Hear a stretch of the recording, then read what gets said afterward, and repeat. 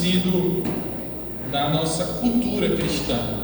É o salmo mais popular de toda a nossa cultura eclesiológica, que é o Salmo 23. Todos os irmãos conhecem esse Salmo 23. Salmo 23 que, ironicamente, no período da igreja primitiva e também da Reforma, o Salmo 23 não era tão popular, porque ele não tinha, os primeiros pais da igreja não o pensavam como sendo muito cristológico, né? Mas ao longo do tempo ele tem se mostrado o salmo mais popular. E eu me lembro que lá na minha igreja em Mossoró, na escola dominical, ao término da escola dominical, todas as salas tinham um versículo para decorar, né? A gente lia, a gente recitava o versículo da lição. E aí tem um irmão muito humilde, né, que pediram a ele para recitar qualquer versículo bíblico, só que ele não tinha muita habilidade e tal, e ele disse assim: o Senhor é meu pastor, nada me salvará.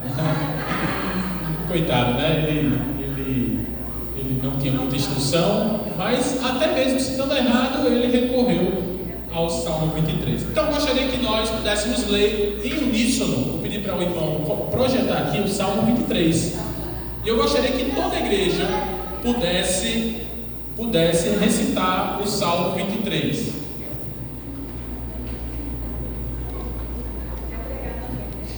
Vamos lá. Amém. Um dia ele vai pregar, se Deus quiser. Vamos lá, todo mundo? O Senhor é o meu pastor, nada me faltará. Verso: deitar-me faz em pastos verdejantes, guia-me mansamente a águas tranquilas. Refrigera minha alma, guia-me nas veredas da justiça, por amor do seu nome. Ainda que eu ande pelo vale da sombra da morte, não temerei mal algum, porque tu estás comigo, a tua vara e o teu cajado me consolam. Preparas uma mesa perante mim, na presença dos meus inimigos. Unges com óleo a minha cabeça, o meu cálice transborda. Certamente que a bondade e a misericórdia me seguirão todos os dias da minha vida, e habitarei na casa do Senhor por longos dias. Pai, muito obrigado porque a tua palavra, só ao lê-la, o Senhor já preenche o nosso coração. Que eu possa ser fiel à exposição da tua Bíblia, Pai, da tua palavra, e que a igreja possa ter o coração preparada para ouvir as verdades da tua Escritura, Pai. Que teu Espírito Santo possa mobilizar a igreja para o entendimento correto das Escrituras. Essa é a minha oração, em nome de Jesus. Amém. Amém. Primeiro, meus irmãos, o que é um salmo? Né? O que é um salmo? O salmo, em linhas gerais, é um gênero textual que tem como principal característica literária a poesia. A Bíblia, na verdade, a maior parte da Bíblia é poesia, porque a poesia era um gênero recorrente entre os antigos. Então, por exemplo, o primeiro grande escritor do mundo, conhecido pelo mundo ocidental, foi Homero. E Homero escreveu duas grandes poesias que são a base da literatura ocidental. A primeira delas, a Ilíada, que conta a história da guerra de Troia. Mas também Homero escreveu uma outra grande poesia, essa bem mais conhecida entre os irmãos, que é a história de Ulisses, ou a Odisseia.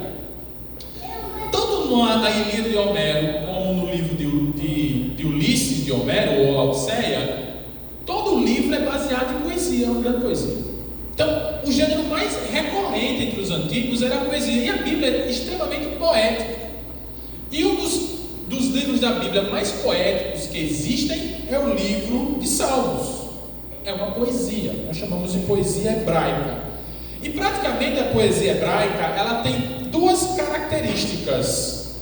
Primeiro, o que nós chamamos de paralelismo. Então eu convido os irmãos a abrirem aí rapidamente Salmo 117. Eu vou explicar rapidamente o que é um Salmo 117, é bem curtinho. Louvem o Senhor todas as nações, exaltem-no todos os povos, porque imenso é o seu amor leal por nós, e a fidelidade do Senhor dura para sempre. Aleluia.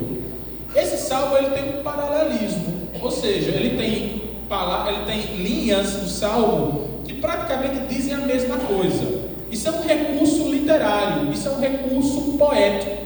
Então, os hebreus, eles costumavam, ao escrever salmos e também poesia hebraica, com esse recurso. Eles geralmente diziam uma frase que o seu sentido era o mesmo na outra frase. Era mais ou menos o seguinte: Jerônimo é professor, Jerônimo ensina. Ou seja, essa primeira linha, Jerônimo é professor, ela é a mesma coisa de Jerônimo ensina. Por que os hebreus faziam isso? Eles faziam isso para repetir, para dar ênfase. Isso era um recurso literário. Mas também havia um outro recurso que faz parte da poesia hebraica, as chamadas imagens. Então, por exemplo, no Salmo, o Senhor ele é descrito com várias imagens. O pastor, o Senhor é o meu pastor. Ou então ele é visto também como o Senhor dos exércitos. Então essas imagens ou essas metáforas também faziam parte daquilo que nós chamamos de poesia hebraica. Só que isso é muito estranho a nós. Por que é muito estranho? Porque quando a gente sentava nas salas de aula no Brasil, nós aprendemos poesia portuguesa ou brasileira. E geralmente quando nós falamos de poesia, qual é a poesia que vem na nossa mente? Quais são as estruturas poéticas que vêm na nossa mente? Rima, não é verdade? Por exemplo, lá vem a lua atrás da bananeira.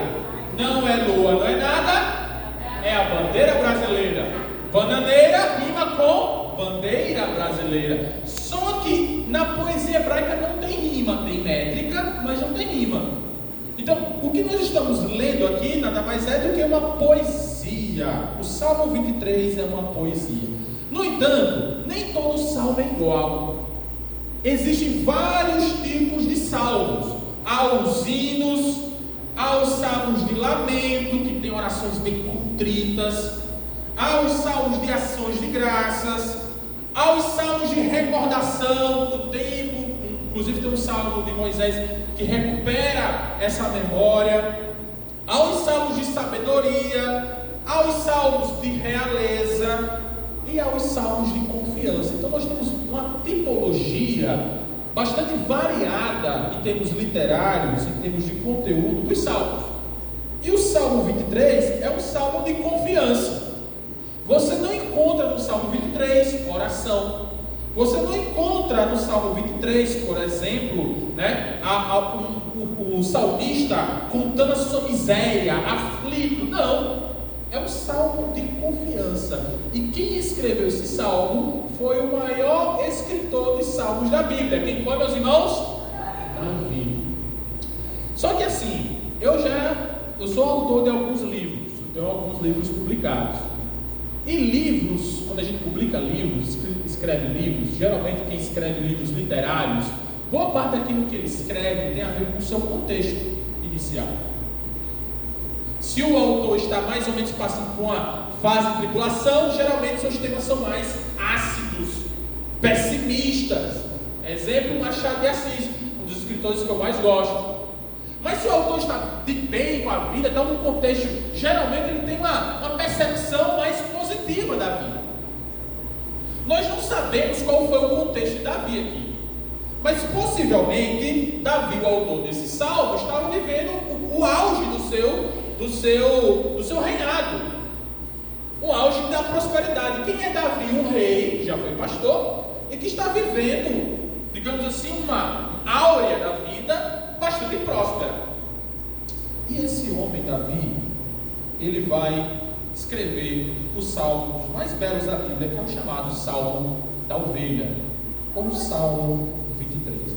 Como é que esse salmo começa? Esse salmo começa com uma declaração, uma confissão pública de fé. O Senhor é o meu pastor. E Isso aqui é uma confissão pública de fé. E essa confissão pública de fé não termina aí. Ele diz: de nada terei falta. Há dois alicerces nessa confissão pública de fé de Davi. A primeira: toda confissão de fé é uma confissão de natureza pactual. Davi diz: o Senhor é o meu pastor, o eu sou é o meu pastor. Portanto, há um pacto entre essa ovelha e esse pastor. E aqui só uma nota para os irmãos prestarem bem atenção. Davi foi um pastor de ovelhas, mas no entanto ele escreve esse salmo do ponto de vista não do pastor que ele foi um dia na sua vida, mas do ponto de vista da ovelha. E ele se coloca no lugar de ovelha. Ele sabe muito bem o que é a ovelha, porque um dia ele foi pastor. E ele diz: o Senhor, o eu sou, é o meu pastor. Portanto, há um pacto aqui, um pacto entre Deus e Davi. O Senhor é o pastor que cuida, que protege, e Davi é a ovelha protegida e cuidada por esse bom pastor. Mas essa confissão de fé pública que Davi nos dá, ela não é só alicerçada na ideia de um pacto, também era alicerçada na ideia de uma qualidade, de um atributo, de uma característica de Deus, ou seja, a providência. Ele é o meu pastor, de nada terei falta. É uma confissão pública de fé, assentada num pacto entre Deus e Davi, um pacto entre o pastor e a sua ovelha, mas ao mesmo tempo é um pacto firmado na qualidade não da ovelha, mas na qualidade do pastor. Esse salmo não fala da ovelha, esse salmo não fala do crente, esse salmo não fala do membro da IBA, esse salmo fala do Senhor que é bom, que é poderoso e que cuida das suas ovelhas. Esse salmo, portanto, é um salmo de doutrina, porque ele fala da natureza desse bom pastor, e o atributo que qualifica esse bom pastor é a providência. É isso que Davi diz. Portanto, a primeira coisa que ele fala é fazer uma confissão pública de fé. A pergunta que vem, que todo crente faz ao ler esse versículo 1: tudo bem, nós sabemos que o Senhor é o meu pastor, e que de nada faltará, ou de nada sentiremos falta. Mas a pergunta subsequente é: o que esse Deus, que é um bom pastor, provê para as suas ovelhas? 5 coisas. Nesse texto há 5 coisas que Deus provê para as suas ovelhas. A primeira delas está do verso 2 ao verso 4. Davi mostra como ovelha o que Deus provê para ele.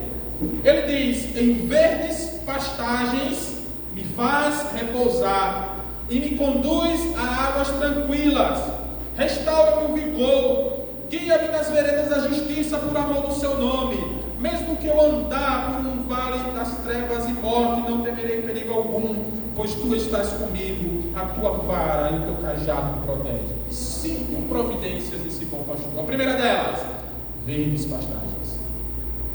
E aí, esse salmo, embora bonito, ele parece um pouco alheio à nossa realidade. Por quê? Porque esse salmo é escrito por alguém que vive em uma região mais quente, mais deserta, mais feia, em termos de paisagem natural, do que nós conhecemos como sertão. A região geográfica de Israel é uma região muito pobre de boa vegetação, de vegetação verde. Os pastores caminhavam, pastor Edeude, vários quilômetros para que a sua ovelha pudesse, naquele deserto, naquela sequidão, naquele solo inferno, encontrar um dia pastagens verdes. E aí esse pastor conduz essa ovelha para verdes pastagens. E o que tem nas verdes pastagens, meus irmãos? Comida, alimento. Nessas verdes pastagens há exatamente comida. E essa aqui é a primeira coisa que Deus providencia para todo crente: comida, alimento necessário. Abra comigo em Mateus capítulo 6. Se eu estou falando alguma inverdade, os irmãos vão ter que se haver com Davi e com Mateus e com Jesus. Mateus 6, do verso 25 e 34. Portanto, eu lhes digo, não se preocupem com a sua própria vida, quanto ao que, meus irmãos? Comer ou beber, nem com o seu próprio corpo, quanto ao que vestir. Não é a vida mais importante do que a comida e o corpo mais importante que a roupa? Observem as aves do céu, não semeiam, nem colhem, nem armazenam em celeiros, contudo, o Pai Celestial as alimenta. Não tem vocês muito mais valor do que elas? Quem de vocês, por mais que se preocupe, pode acrescentar uma hora que seja a sua vida? Porque vocês se preocupam com roupas. Vejam como crescem os lírios do campo. Eles não trabalham, eles não tecem. Contudo, eu lhes digo, vestiu-se como um deles. Se Deus veste assim a erva do campo, que hoje existe e amanhã é lançada ao fogo, não vestirá muito mais a vocês, homens de pequena fé? Portanto, não se preocupem dizendo que vamos comer, que vamos beber, que vamos vestir, pois os pagãos é que correm atrás dessas coisas, mas o Pai Celestial sabe que vocês precisam delas. A primeira coisa que o pastor provê para a sua ovelha é o alimento necessário. Deus não nos criou e nos colocou no mundo cão sem nos prover aquilo que nós necessitamos. Talvez a gente esteja passando um momento que nós estamos comendo arroz com linguiça. Às vezes talvez nós estejamos nesse momento de crise econômica, comendo talvez, trocando o almoço pela janta. E pasmem, muitos brasileiros hoje estão trocando o almoço pelo lanche das 9 da manhã. É verdade que muitos cristãos passam por dificuldades, mas o Senhor, mesmo nas dificuldades, o Senhor provê o alimento necessário. Segunda coisa que o Senhor provê, me faz repousar e me conduz às águas tranquilas. E aqui é interessante, Ele não conduz a qualquer água, Ele conduz ao que, meus irmãos? Águas tranquilas. Segunda coisa que esse bom pastor provê às suas ovelhas, descanso, mas não é qualquer descanso, descanso adequado. Não é qualquer água cheia de correntes que põe em perigo a vida da ovelha. São águas tranquilas. O que significa descanso adequado? Interessante isso, porque descanso a gente pode encontrar em qualquer momento. Nós não precisamos, entre aspas, de Deus. Entre aspas. Um ansiolítico, um remédiozinho tarja preta,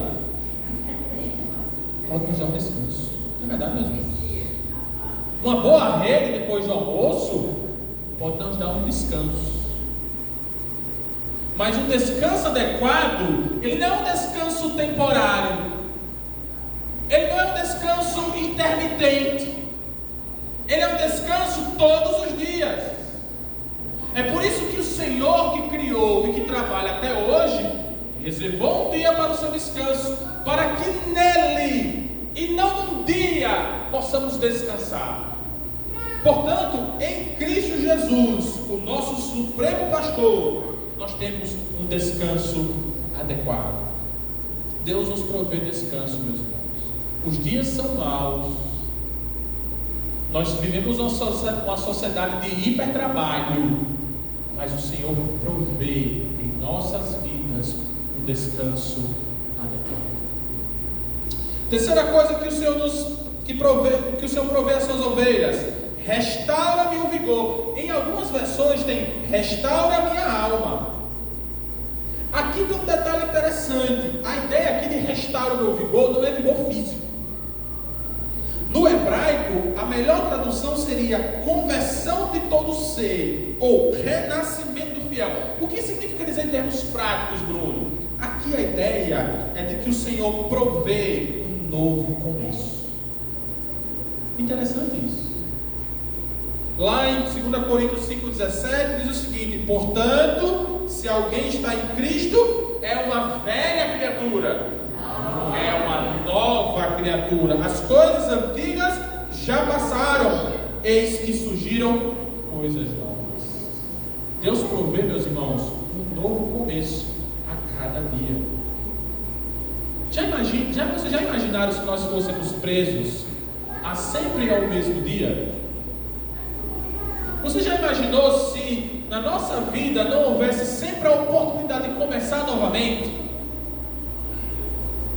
Mas quando o salmista fala que ele nos restaura a alma, ele converte todo o nosso ser, é porque ele faz com que sempre haja para o crente um novo começo.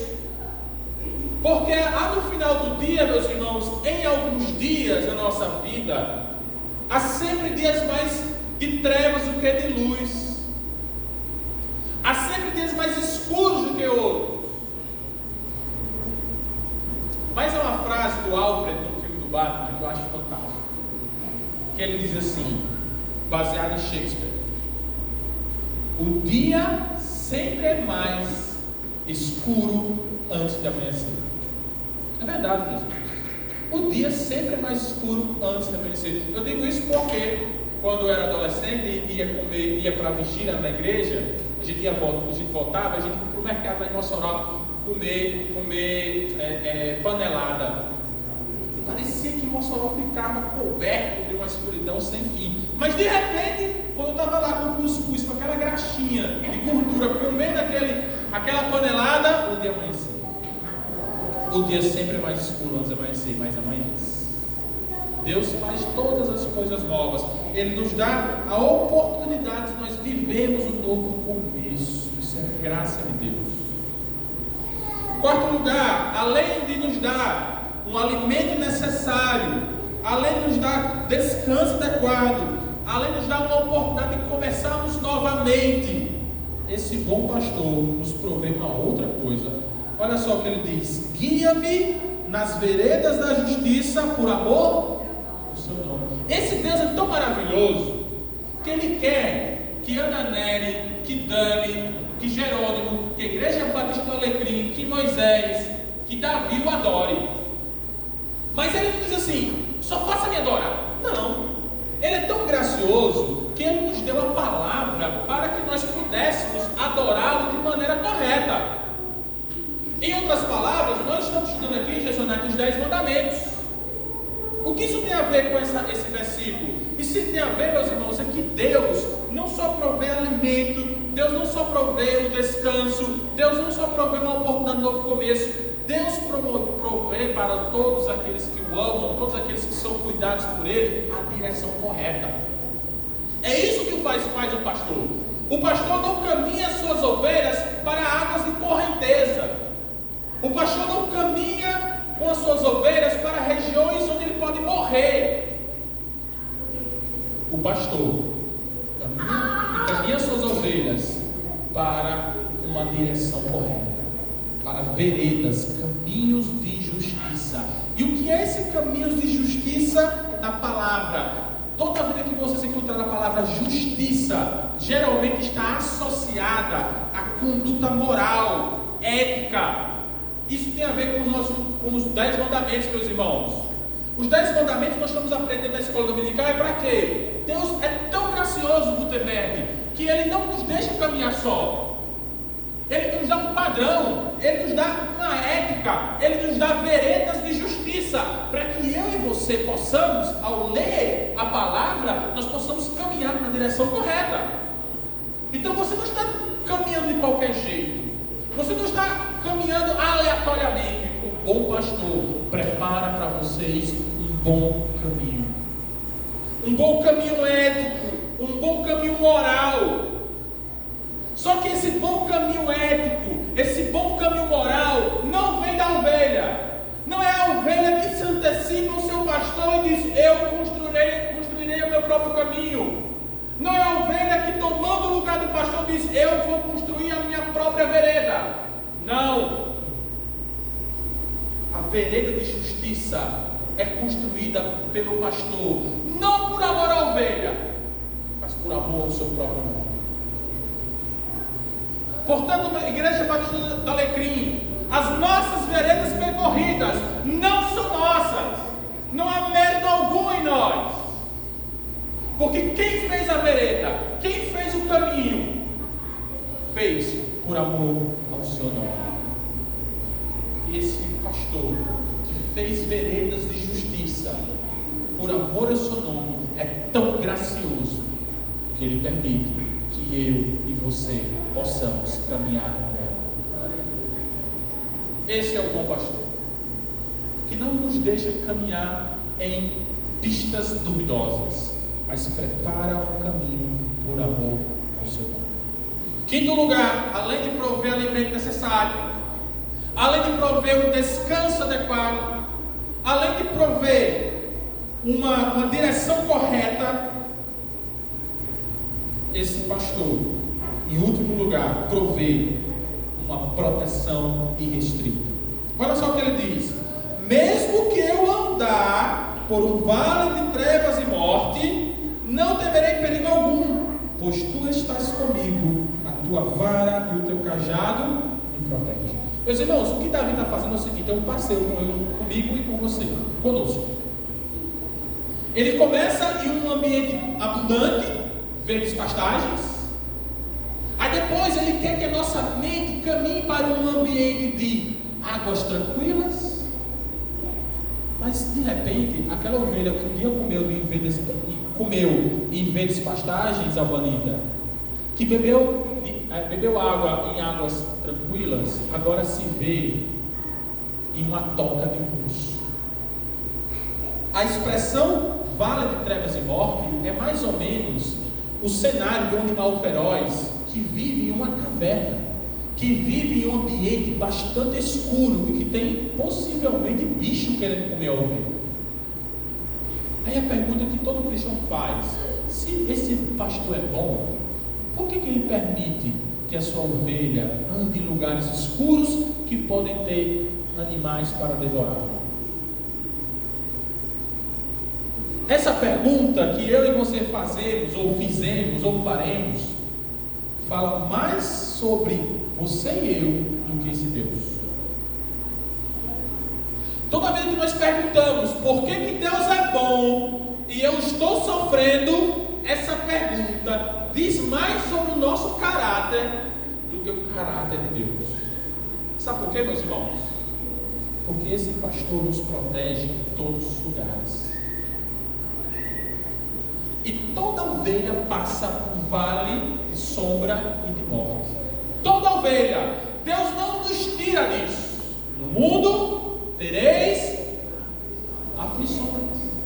Talvez, se nós parássemos nesse versículo, no mundo tereis aflições, nós poderíamos questionar: onde está o Senhor?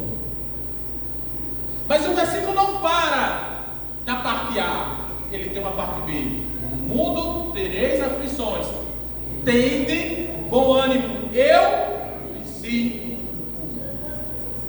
A proteção do Senhor não é a bela proteção que o teu seguro pode cobrir. Nós temos um irmão que trabalha com seguro aqui, não é merchandising. Sempre que eu necessitei do seguro, o seguro me cobriu. Mas se seu carro, se sua casa, Deus me livre, for quebrar, for destruída, o seguro vai reparar. Não vai reparar a sua casa, não vai reparar o seu ente que morreu no acidente. O seguro vai reparar os danos. Não é isso, Tibério? O seguro não vai ressuscitar o seu parente que morreu no acidente de carro. Não vai lhe ressuscitar. A segurança dada, garantida pelo bom pastor, não é a segurança que vai até a página 2. Não é a segurança que tem restrições. Porque no dia que eu não pagar, não é isso também, a apólice do mês, o seguro não me cobre. Portanto, o seguro é restrito. Não. Esse bom pastor, ele está com você em todas as ocasiões. Porque esse bom pastor, ele tem um nome. E o nome dele é Emmanuel, Deus conosco. É tão interessante, meus irmãos, uma coisa desse versículo. Deus se revela de maneira diferente em cada situação da nossa vida. Você já prestou atenção? Quando a ovelha está em verdes pastagens, ele dá alimento. Mas quando a ovelha está passando pelo vale, ele não dá alimento. Porque o alimento não importa para quem está num vale da sombra da morte. Ele oferece uma presença. Ele diz: tu estás comigo. Deus, nesse versículo, Davi nos mostra que Deus nos protege de duas formas: com a sua própria presença, tu estás comigo, e com o seu poder. Tua vara e o teu cajado me consolam. É interessante isso. Quando eu era pequeno, eu era mais danado que meu irmão.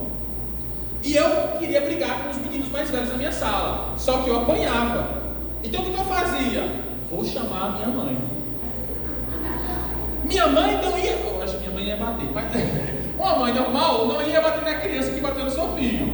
Mas a simples presença do pai, a simples presença da mãe, fazia que o seu filho fosse protegido. Essa é a imagem do Salmo.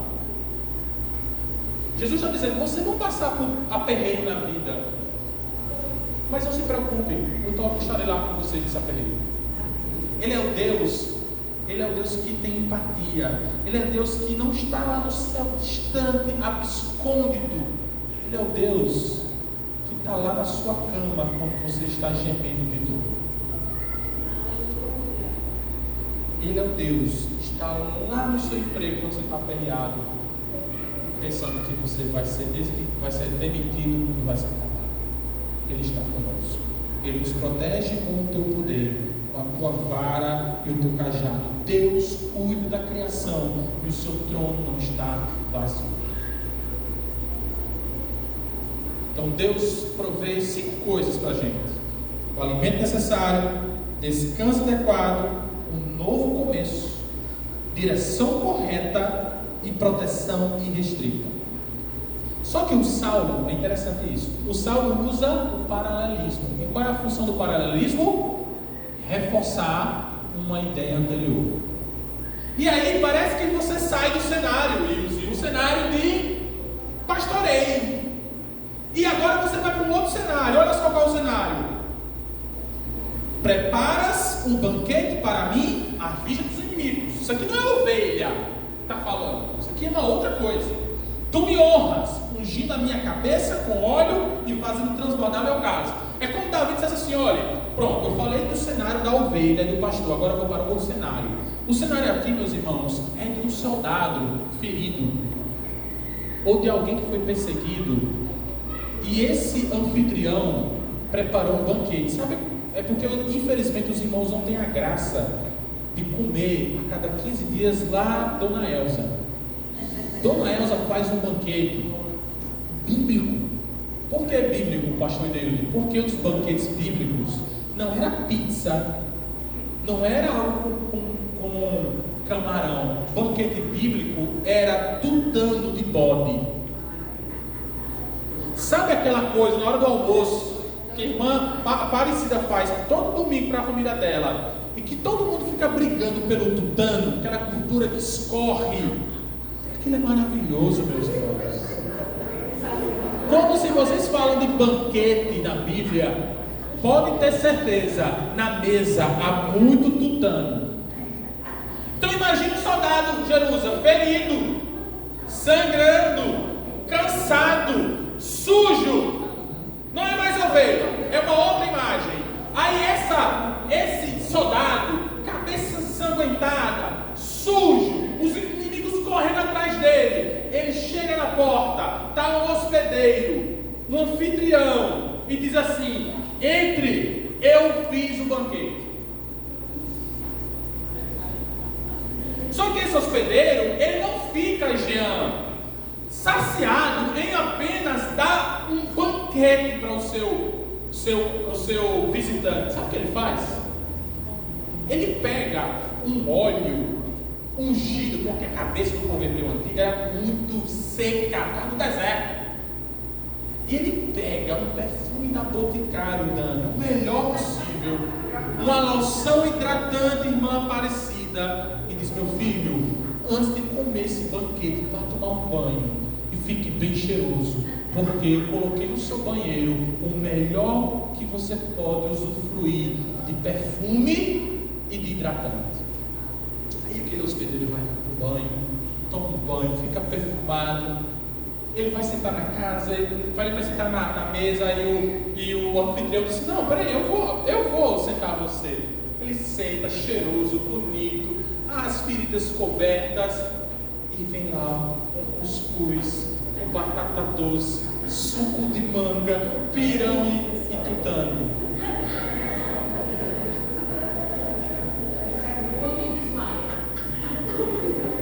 A imagem, meus irmãos, é essa. Nós precisamos entrar na imagem do povo hebreu. Aí preste atenção, Bruno, por que na minha vida não tem banquete? Aqui é um detalhe importante. Por que nós saímos de uma região árida, uma cena pastoril para uma cena de banquete? Isso é interessante. Porque o que o salmista quer reforçar aqui é as imagens, as ideias que ele já reforçou nos outros versículos. Quando nós falamos de banquete, o que vem à nossa cabeça? Alimento. Alimento abundante, meus irmãos. E não é só tutano não, viu? É tanto vinho que o cálice transborda.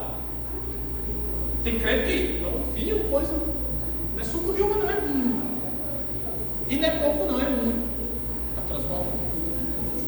É vinho descendo pelo copo e é tutano descendo pela colher.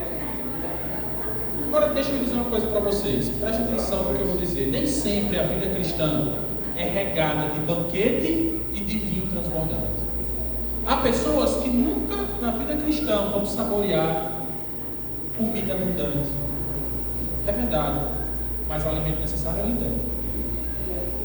É verdade que nem para todo mundo o Senhor nos dá bênçãos em abundância material. Nem todo crente é rico. Mas há uma diferença aqui, Jerusa, entre o rico Davi e o rico ímpio. O rico ímpio vai dizer assim: ele vai comer o banquete, ele vai ter o melhor perfume da Boticário, ele vai ter o melhor vinho da sua adega, mas ele vai dizer: quem é o Senhor? O rico ímpio nunca vai dizer: o Senhor não bastou e tudo vem por causa dele. Não. O rico ímpio nunca vai dizer, nunca dirá: de nada terei falta, porque quem muitas vezes é rico acha que a riqueza dele é tudo e não sente falta de nada. Mas um rico como Davi, que recebeu do Senhor uma abundância, riqueza abundante, primeiro, ele entende que essa riqueza vem do bom pastor. Segundo, que a coisa mais importante não é o banquete, não é o óleo que está sobre a sua cabeça, é a presença do seu pastor. E aí o texto vai acabando, porque essa imagem só está aí para reforçar aquilo que já foi dito, que Deus dá alimento. Percebam que ele está no banquete e quem está o vendo? Seus inimigos. Só que os seus inimigos não podem fazer nada, ou seja, porque o Senhor protege, não pode atacar o hóspede, e o Senhor cuida com a unção do seu óleo, com o óleo ungindo a sua cabeça. Proteção, alimento necessário e cuidado. Imagens, ideias que já foram reforçadas nos versículos anteriores. Aí, vamos finalizar agora o Salmo. Verso 6a. Preste atenção como é interessante, meus irmãos. Aula de poesia hebraica. Vamos ver se vocês estão prestando atenção. O versículo começa com o quê? Com uma confissão pública de fé. Não é isso que nós vimos? Verso 1. Senhor meu pastor. Confissão pública de fé. Do ponto de vista exegético, o salmo começa da mesma forma como termina. O salmista novamente faz uma confissão pública de fé. Sei que a bondade e a fidelidade me perseguirão todos os dias da minha vida. Se na primeira confissão pública há dois alicerces, o pacto e o atributo da providência, aqui também há um pacto.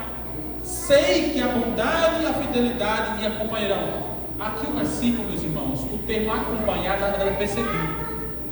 A ideia aqui é que você pode até tentar fugir da bondade do Senhor, da fidelidade do Senhor, mas Deus é tão gracioso que a bondade dele e a fidelidade dele está colada em você. Deus é tão gracioso, tão bondoso, tão fiel, que mesmo que você seja um ingrato, um crente ingrato, insubmisso, a bondade dele e a fidelidade dele estará com você. Tu és fiel, Senhor, meu Pai Celeste.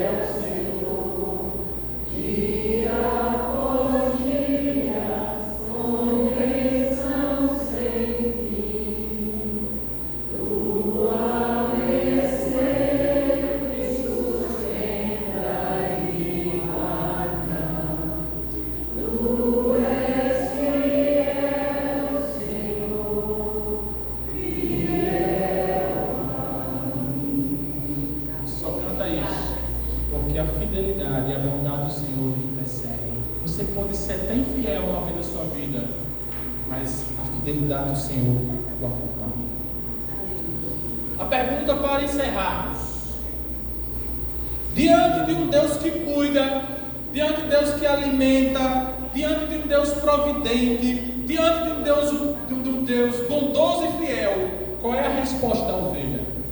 Qual é a resposta do hospedeiro? Qual é a resposta do crente? Verso 6b: e voltarei à casa do Senhor enquanto eu viver. Outro paralelismo: sei que a bondade e a fidelidade do Senhor me acompanharão todos os dias. Olha o paralelismo, meus irmãos, exegese do texto: todos os meus dias. Percebam que a estrutura todos os dias se repete. Se a bondade do Senhor e a fidelidade do Senhor está com você todos os dias, então todos os dias você deve fazer o quê? Voltar à casa do Senhor. É o pacto. O pacto não é feito apenas por uma parte. O pacto exige que eu e você, se a bondade e a fidelidade do Senhor está com essa igreja todos os dias, está com cada crente dessa igreja todos os dias, a pergunta é: por que nem todos os dias você está na casa do Senhor? Qual é a resposta que todo crente deve dar a um Deus que é bondoso e é fiel todos os dias conosco? É que nós temos um compromisso de voltar à casa do Senhor enquanto nós vivemos. A resposta aqui é uma lição para que a igreja Batista do Alecrim aprenda que estar na casa do Senhor, tem alguns versículos que diz: habitar na casa do Senhor não é algo que eu escolho, é algo que eu vou.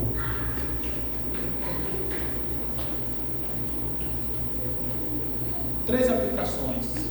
Primeiro, só atribuímos a Deus o ofício de pastor com a devida legítima honra quando nós estamos convencidos de que a sua exclusiva providência é suficiente para suprir todas as nossas necessidades.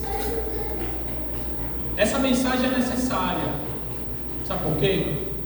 Porque dia após dia nós precisamos ser persuadidos que a providência do Senhor ela é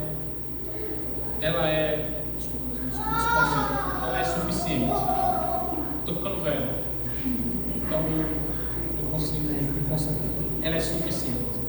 Segundo lugar, os verdadeiros crentes, ainda que habitem um lugar seguro, mesmo assim nós estamos expostos a muitos perigos. Na nossa vida vai haver muitas aflições. Mas por que nós precisamos passar às vezes por lugares de perigos e aflições? Para que eu e você possamos sentir o quanto nós necessitamos do pastor. Às vezes é só no vale da sombra da morte, Gutenberg, sumir, que a gente entende o quanto nós necessitamos da proteção de Deus. Isso é um recado, porque os dias maus estão aí. Para alguns já chegou, e você está passando por isso, porque isso é pedagogia. Isso serve como lição para que eu e você possamos saber que nós necessitamos do Deus que protege. Por fim, se Deus supre todas as suas necessidades, dá comida para você, dá descanso para você, permite que você tenha um novo começo. Se Deus, Ele é o seu bom pastor, se Deus é o seu bom anfitrião, a pergunta: cadê a ovelha na casa dele? Cadê o hóspede na casa do anfitrião?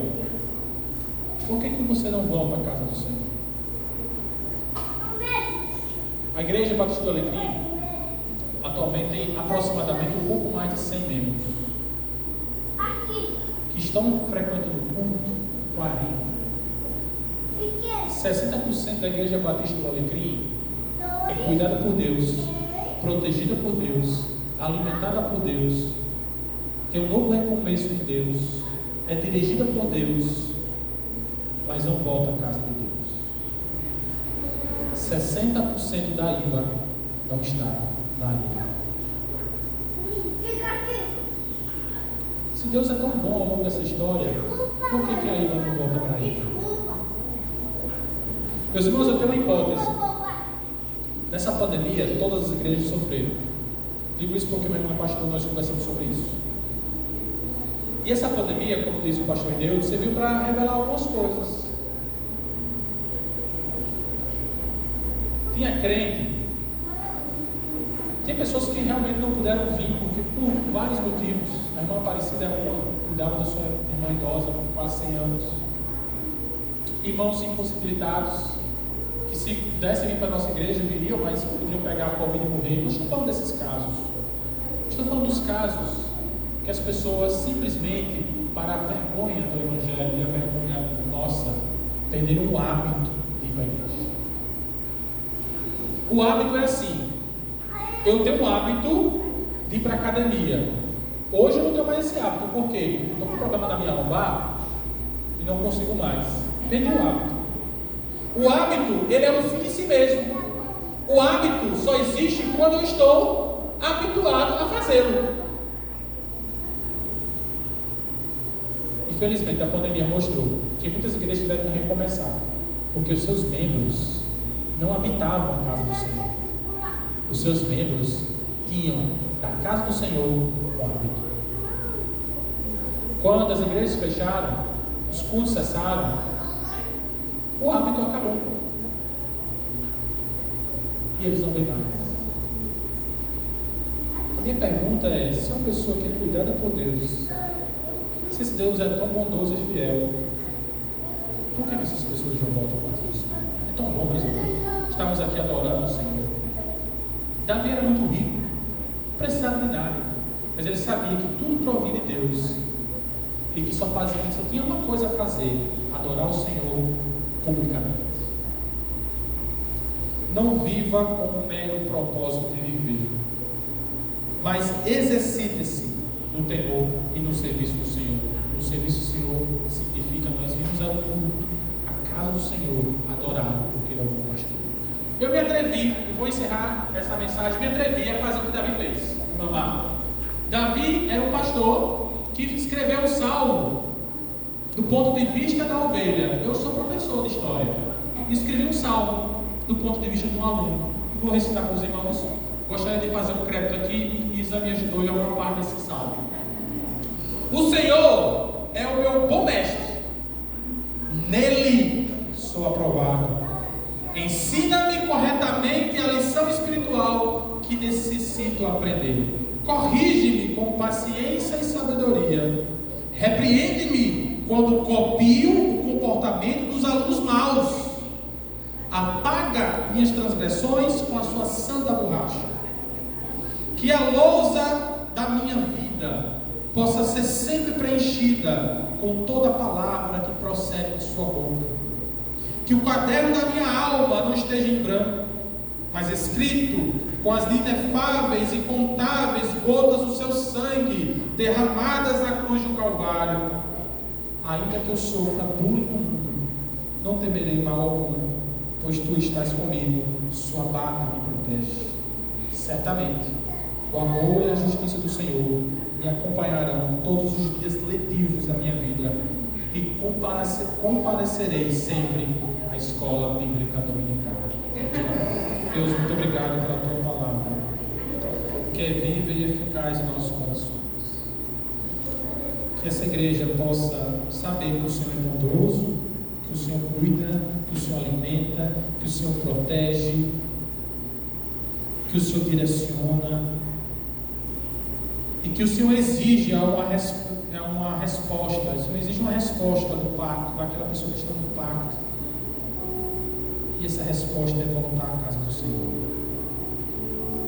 Que os irmãos que compareceram a esse culto, prestaram esse culto, que perderam a vontade de ir para a casa do Senhor todos os dias da sua vida, possam, que o coração delas agora, Pai, possa ser impactados. Que aqueles irmãos que não estão ouvindo mais, que essa palavra possa chegar ao coração deles, eles possam voltar a habitar a casa do Senhor até os seus últimos dias. Abençoa a nossa igreja, por amor, Senhor. Essa é a nossa oração, do teu reino, poder agora, para todo sempre. Amém. Meus irmãos, eu tenho alguns avisos. O primeiro aviso é aviso para sanar a ansiedade dos curiosos. Nós estamos ali, meus irmãos, com o relógio de oração. A partir de amanhã, dia 1º, a nossa igreja está vestindo uma nova roupa para caminharmos a maratona de um novo pastor. Amém? Amém. Mas essa maratona só é possível se antes, porque na vida do crente tudo começa com oração, se orarmos. A comissão entendeu que sem oração não vamos para lugar nenhum. E não pode a comissão achar que ela vai orar sozinha. Então, a partir da manhã, a igreja está no seu relógio de oração. Esse relógio aí é para cada crente dessa igreja. Todo crente tem a obrigação de colocar o seu nome. Não precisa colocar o nome completo, CPF, não. Coloque só o primeiro e o segundo nome. E vocês, ao longo do tempo, o culto, agora não, calma. Vocês vão colocar lá o horário para orar. Nós vamos passar do dia 1º, presta atenção, meus irmãos, do dia 1º ao dia 31, orando pela igreja e pelo futuro pastor da igreja. Certo? Primeiro é o dia 31, é a campanha. Mas nós decidimos também que é bom jejuarmos. A comissão vai jejuar. Como o jejum é algo opcional, fica a critério de cada irmão jejuar também. Então nós vamos fazer uma campanha de oração 24 horas para Deus nos dar sabedoria para escolhermos o pastor que Ele quer para essa igreja. E se você sentir no coração de jejuar, jejue.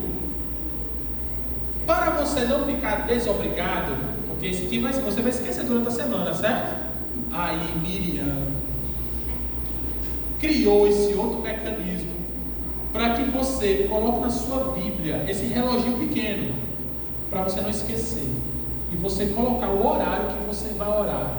Você vai escrever aqui para reforçar na sua mente, e aqui, quando você abrir a sua Bíblia, 3h30 da manhã, perdi meia hora, então eu vou orar de 3h30 a 4h30.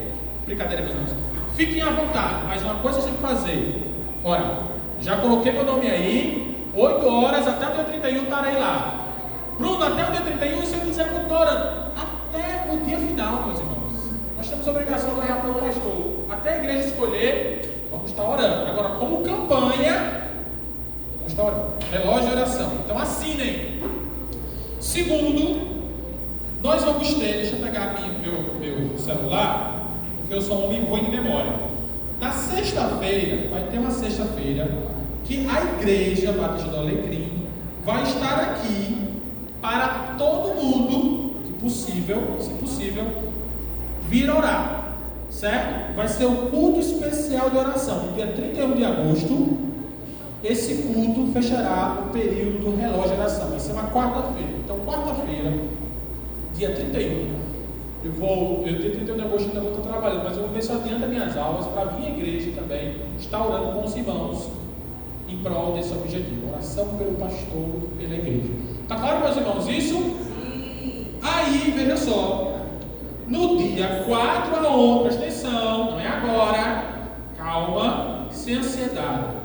Do dia 4 ao dia 11 de setembro, no primeiro domingo ao segundo do mês, os irmãos membros da igreja que tiverem um pastor na cabeça, pastor batista, que pode ser pastor da igreja, que a comissão vai tratar desses trâmites, não é você vai para a irmã Miriam, a mesma que fez o reloginho, e vai dizer: irmã Miriam, indico cicrano de tal, certo? Vai ser agora, Bruno? Não, do dia 4 ao dia 11. Antes de você colocar a pastor na cabeça, ore, tá claro? Entendido, meus irmãos? Sim. Outro aviso, coisa boa, vem aí, comida. A nossa igreja, a terceira igreja, se não me engano, de Natal, né? Vai completar 75 anos, meus irmãos. O Senhor é fiel e bondoso. E nós temos aí um jantar para toda a igreja, pela bagatela de R$40 adulto, R$20 criança, a partir dos 7 anos.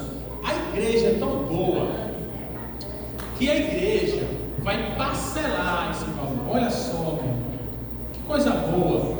Então a igreja vai parcelar em 2 vezes, e melhor, sem juros. Então, aí agora tem notícia ruim. As vagas estão acabando. Miriam acabou de me falar que irmãos que já foram na nossa igreja e outras pessoas que amam a IBA querem comer junto conosco. Então, meus irmãos, eu peço aos membros da igreja, esse jantar é para os membros. Se sobrar, a galera que já foi vai ter que esperar.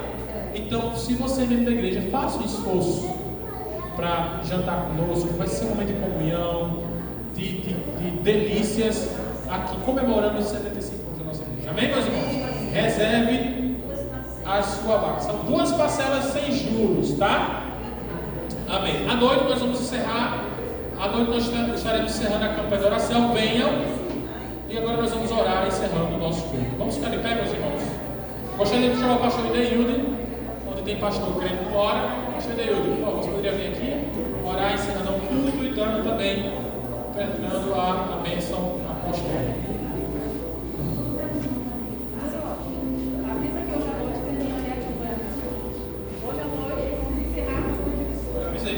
Avisei que hoje é pastor. Vamos lá?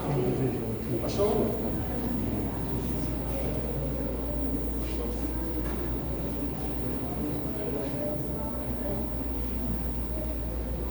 Irmão, é um prazer estar diante dos irmãos. Eu vou tirar aqui para facilitar e melhorar a situação. O telefone, o microfone não está falando, você está mudou de mão e ele não está querendo falar. Mas me deram um aviso, opa, também.